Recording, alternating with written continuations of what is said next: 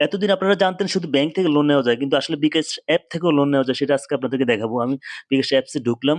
দেখেন বিকাশ অ্যাপসে ঢোকার সাথে, সাথে দেখেন কিছু আইকন দেখা যাচ্ছে। এখানে পাশে দেখা যাচ্ছে লোন আইকন। এখন আমরা এটাতে ঢুকবো। দেখেন এটাতে ঢোকার সাথে, সাথে আমরা দেখবো যে আমাদের কি অবস্থা, আপনি কি এলিজিবল কিনা। আমি এখন ৳১,০৯১ এখনো আমি চাইলে লোন নিতে পারবো। কিন্তু আমার আগে লোন নেওয়া আছে, সেই ওভারডিউটা আমি দিয়ে দিলে আমি এই লোনটা পাবো। দেখেন বলছে please repay the existing loan dues. তো আমি ওটা দিয়ে দিছি এখন। দিয়ে দেওয়ার পরে এখন পজিটিভ হইছে দেখেন। এখন আর আমার আগের কোনো ডিউ নাই। এখন দিয়ে দিছি টাকাটা, যেগুলো ওভারডিউ ছিল আগের, সেটা দিয়ে দিছি। এখন আমি নতুন লোনের জন্য আমি এখন এলিজিবল হব, আরো ১,০০০ পাবো। দেখেন এখানে এই যে ৳১,৪১৪.৭৪ আমি পাবো। ৳১,৪৭৪ আমি এখন চাইলে নিতে পারবো। ঠিক আছে?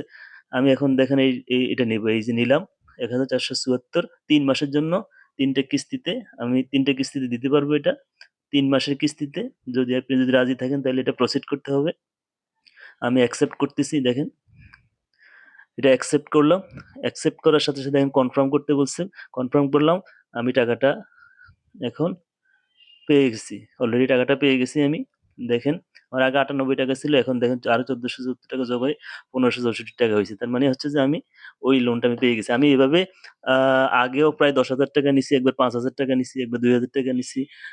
এটা হচ্ছে মানে আপনার দেওয়ার উপরে নির্ভর করবে। দেওয়া নেওয়া আপনি যদি নির্দিষ্ট টাইমে দিয়ে দেন তাহলে আপনাকে আরো বেশি লিমিট তারা দিয়ে দিবে।